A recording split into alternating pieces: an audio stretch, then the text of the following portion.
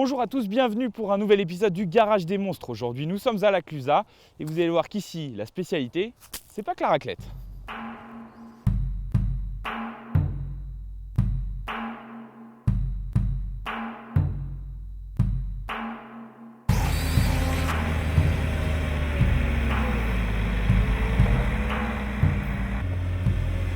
Boucher les trous, façonner chaque mètre carré de piste avec une extrême précision dans les conditions les plus extrêmes, seule une dameuse et un pilote aguerri en sont capables.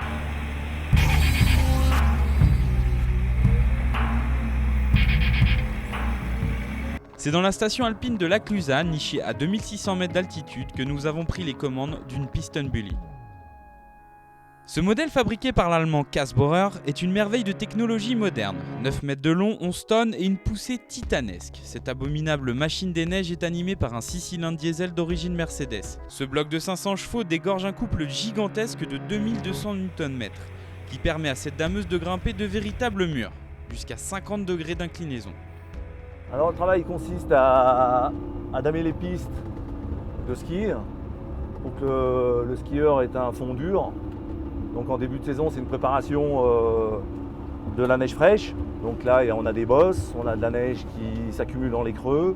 Il y a des risques d'avalanche, donc forcément, il faut être attentif à tout ça. Une dameuse se décompose en 3 parties. À l'avant, une lame de bullage permet de niveler le terrain, couper les bosses et remblayer en neige les parties les moins bien garnies. Au centre, les chenilles.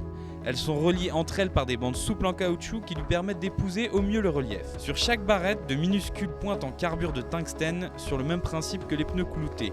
Sur la partie arrière, la fraise. C'est l'organe le plus important d'une dameuse. C'est elle qui régénère la neige et lui donne son rendu final. En fonction de la dureté de la neige, le pilote gère la pression au sol via des vérins hydrauliques, ce qui permet d'aérer plus ou moins les parties les plus gelées. En bout de chaîne, on retrouve le tablier qui donne l'aspect strié que les skieurs retrouveront le lendemain à l'ouverture des pistes. Les conditions extrêmes de la haute montagne sont quasiment indolores à bord du cockpit. Éclairage LED à 360 degrés, liquide dégivrant intégré aux essuie-glaces, balises anti-avalanche et radio de secours permettent aux dameurs, ces travailleurs isolés, d'évoluer avec un maximum de confort et de sécurité. La sécurité, il en est aussi question avec le treuil à cabestan. Un progrès gigantesque qui permet de s'assurer sur les pistes à très forte déclinaison. Avec ses 4 tonnes de traction et ses 360 degrés d'action, il permet à la dameuse de s'assurer sur une distance de 1000 mètres. La station de la Clusaz compte une bonne centaine de points d'ancrage dédiés à cet effet. Le treuil, il est installé sur le plateau arrière de la dameuse. Il est positionné à peu près au centre de la machine et lui il va nous aider à grimper.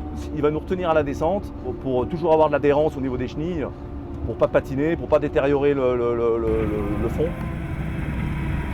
Ah, wunderbar. Ça tourne. Je suis tout oui. Il est où le klaxon? Il y a pas de klaxon?